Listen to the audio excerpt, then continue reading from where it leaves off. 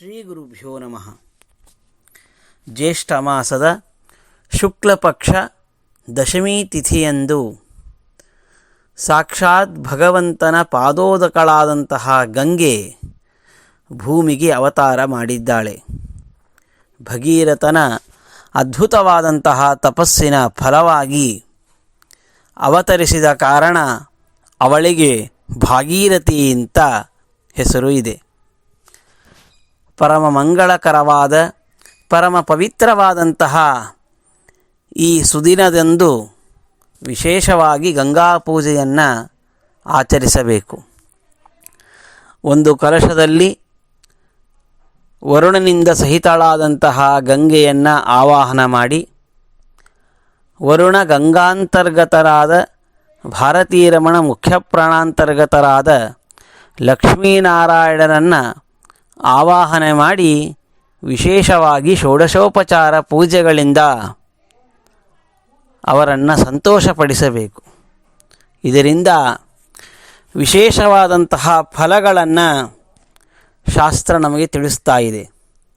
ಮುಖ್ಯವಾಗಿ ಮನುಷ್ಯ ಮಾಡುವಂತಹ ಕಾಯಿಕ, ವಾಚಿಕ, ಮಾನಸಿಕವಾದಂತಹ 10 ವಿಧವಾದಂತಹ ಪಾಪಗಳಿಂದ ಮುಕ್ತನಾಗುವಂತಹ ಸದವಕಾಶ ಈ ವ್ರತವನ್ನು ಆಚರಣೆ ಮಾಡೋದರಿಂದ ಪ್ರಾಪ್ತವಾಗತ್ತೆ. ಈ ವ್ರತಕ್ಕೆ ದಶಹರ ವ್ರತ ಅಂತ ಈ ರೀತಿಯಾಗಿ ಕರೆಯುತ್ತಾರೆ. 10 ವಿಧವಾದಂತಹ ಪಾಪಗಳನ್ನು ಮನುಷ್ಯ ಮಾಡ್ತಾನೆ. ಕಾಯಿಕವಾದಂತಹ ಪಾಪಗಳು 3 ವಿಧವಾಗಿದೆ. ಕೊಡದೇ ಇರುವಂತಹ ವಸ್ತುವನ್ನು ಕಿತ್ತುಕೊಳ್ಳುವುದು, ಹಾಗೆ ಯಾವುದೇ ಕಾರಣವಿಲ್ಲದೆ ಪರರಿಗೆ ಹಿಂಸೆಯನ್ನು ನೀಡುವುದು, ಹಾಗೂ ಪರಸ್ತ್ರೀ ಗಮನ. ಈ 3 ವಿಧವಾದಂತಹ ಪಾಪಗಳು ಕಾಯಿಕವಾದಂತಹ ಪಾಪಗಳು. ವಾಚನಿಕವಾದಂತಹ ಪಾಪಗಳು 4 ವಿಧವಾಗಿದೆ. ಕಠಿಣವಾಗಿ ಮಾತನಾಡುವುದು, ಸುಳ್ಳನ್ನು ಮಾತನಾಡುವುದು, ಇನ್ನೊಬ್ಬರ ಬಗ್ಗೆ ಚಾಡಿಯನ್ನು ಹೇಳುವುದು, ಅಸಂಬದ್ಧವಾಗಿ ಮಾತನಾಡುವುದು. ಈ 4 ವಿಧವಾದಂತಹ ಪಾಪಗಳು ವಾಚನಿಕವಾದಂತಹ ದೋಷಗಳು ಅಂತ ಕರೆಸಿಕೊಳ್ಳಲ್ಪಡುತ್ತೆ.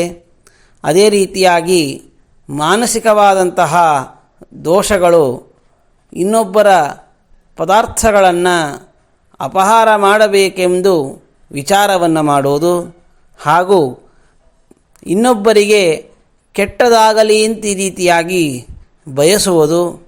ಅದೇ ರೀತಿ ನಾನು, ನನ್ನದು, ನಾನೇ ಉತ್ತಮ ಇತ್ಯಾದಿ ಅಹಂಕಾರಪೂರ್ವಕವಾದಂತಹ ವಿಚಾರಗಳನ್ನು ನಾವು ಮನಸ್ಸಿನಿಂದ ಮಾಡ್ತಾ ಇರ್ತೇವೆ. ಹಾಗಾಗಿ ಈ 3 ವಿಧವಾದದ್ದು ಮಾನಸಿಕವಾದಂತಹ ದೋಷಗಳು. ಒಟ್ಟಾರೆ ಈ ಕಾಯಿಕ, ವಾಚನಿಕ, ಮಾನಸಿಕವಾದಂತಹ ದೋಷಗಳು 10.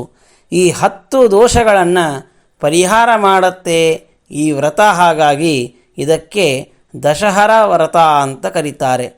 ಬ್ರಹ್ಮಪುರಾಣ ಈ ಮಾತನ್ನು ಹೇಳುತ್ತದೆ, ಹರತೆ ದಶಪಾಪಾನಿ ತಸ್ಮಾತ್ ದಶಹರ ಸ್ಮೃತ. ಈ ರೀತಿಯಾಗಿ 10 ವಿಧವಾದಂತಹ ಪಾಪಗಳನ್ನು ಪರಿಹಾರ ಮಾಡುವ ಸಾಮರ್ಥ್ಯ ಈ ದಶಹರ ವ್ರತಕ್ಕೆ ಇದೆ ಅಂತ.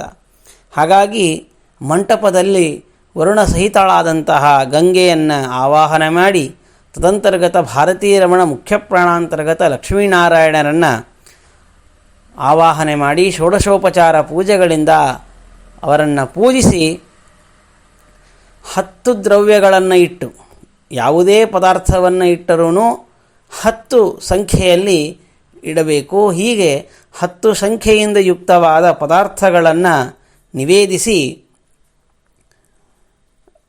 ಆ ಷೋಡಶೋಪಚಾರ ಪೂಜೆಯನ್ನು ಮಾಡಬೇಕು. ತದನಂತರದಲ್ಲಿ ದಶಹರ ಸ್ತೋತ್ರವನ್ನು ಪಠನೆ ಮಾಡಿ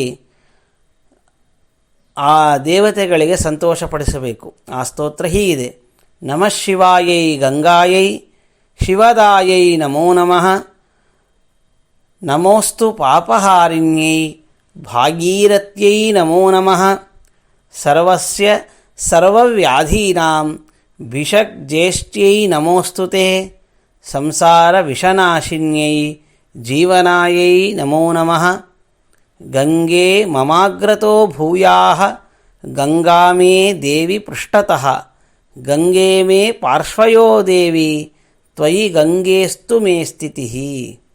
ಈ ರೀತಿಯಾಗಿ ಈ ದಶಹರ ಸ್ತೋತ್ರದಿಂದ ಗಂಗೆಯನ್ನು ಸ್ತುತಿಸಿ ಅವಳ ಅನುಗ್ರಹಕ್ಕೆ ನಾವು ಪಾತ್ರರಾಗಬೇಕು.